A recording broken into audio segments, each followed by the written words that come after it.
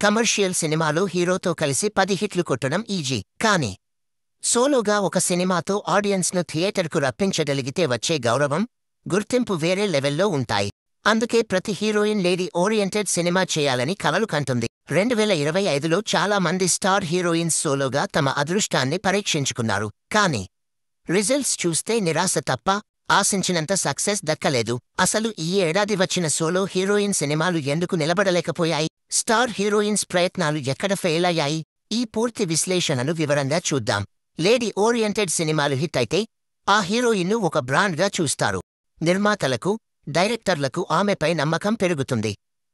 అందుకే అనుష్క దగ్గర నుంచి కీర్తి సురేష్ వరకు ప్రతి ఒక్కరూ ఈ ఛాన్స్ను వదులుకోరు.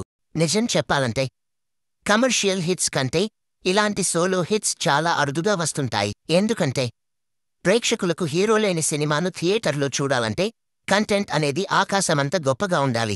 కానీ 2025లో ఆ కంటెంట్ అనేది చాలా వరకు మిస్ అయ్యింది. మొదటగా స్వీటీ అనుష్క గురించి మాట్లాడుకుందాం. అరుంధతి తర్వాత ఆ రేంజ్ హిట్ కోసం అనుష్క చాలా కాలంగా వెయిట్ చేస్తోంది. మిస్ శెట్టి మిస్టర్ పొలిశెట్టి 2 ఏళ్ల క్రితం రిలీజ్ అయిన ఈ సినిమా యావరేజ్గా ఆడింది. కానీ అనుష్క స్థాయి హిట్ మాత్రం కాలేదు. ఈ ఏడాది భారీ అంచనాల మధ్యే అనుష్క, క్రిష్ కాంబోలో వచ్చిన ఘాటి పై చాలా హోప్స్ పెట్టుకున్నారు. కొన్ని వాస్తవ సంఘటనల ఆధారంగా తీసిన ఈ సినిమా అంచనాలను అందుకోలేక విఫలమైంది.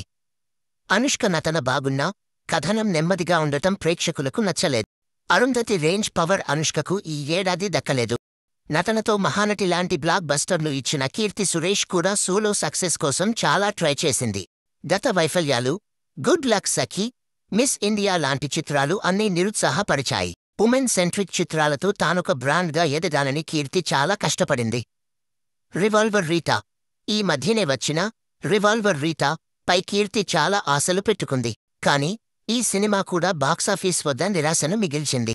కీర్తి పర్ఫార్మెన్స్ బాగానే ఉన్నా కథలో కొత్తదనం లేకపోవడం, కామెడీ వర్కౌట్ కాకపోవడం దీనికి మైనస్ అయ్యాయి. మహానటి తర్వాత ఆ స్థాయి విజయం 2025లో కూడా కీర్తికి దక్కలేదు. మిగిలిన హీరోయిన్స్ పరిస్థితి కూడా పెద్దగా ఏం మారలేదు. మాలీవుడ్ బ్యూటీ అనుపమ పరదాతో అలరించాలనుకుంది. కాని ఈ ప్రయత్నాన్ని కూడా ప్రేక్షకులు అంతగా ఆదరించలేదు. కమర్షియల్ సినిమాలకు ఇస్తున్న ప్రాధాన్యత లేడీ ఓరియంటెడ్ సినిమాలకు ఇవ్వడం లేదు అని అనుపమ అసంతృప్తిని వ్యక్తం చేసింది. అంటే కంటెంట్ కంటే ఆడియన్స్ కోరికలు వేరుగా ఉన్నాయని అర్థం. మిల్కీ బ్యూటీ తమన్నా ఓదెల 2తో సోలోగా సత్తా చాటాలనుకుంది. సంపత్ నంది నిర్మించడం వల్ల అంచనాలు బాగానే ఉన్నా సినిమా కంటెంట్ రెగ్యులర్గా ఉండటంతో ప్రేక్షకులకు కనెక్ట్ అవ్వలేదు. ఈ సినిమా కూడా ప్రతికూల ఫలితాలకే పరిమితమైంది. మొత్తం 2025 సంవత్సరం చూస్తే మంచి కథను ఎంచుకున్నా నరేషన్, స్క్రీన్ ప్లే సరిగా లేకపోవడం వల్లనే ఈ సోలో హీరోయిన్ సినిమాలు ఫెయిల్ అయ్యాయి. ప్రేక్షకులు హీరోయిన్ల ఎఫర్ట్ను చూస్తున్నారు కానీ వాళ్లు కోరుకునేది పవర్ఫుల్ కంటెంట్.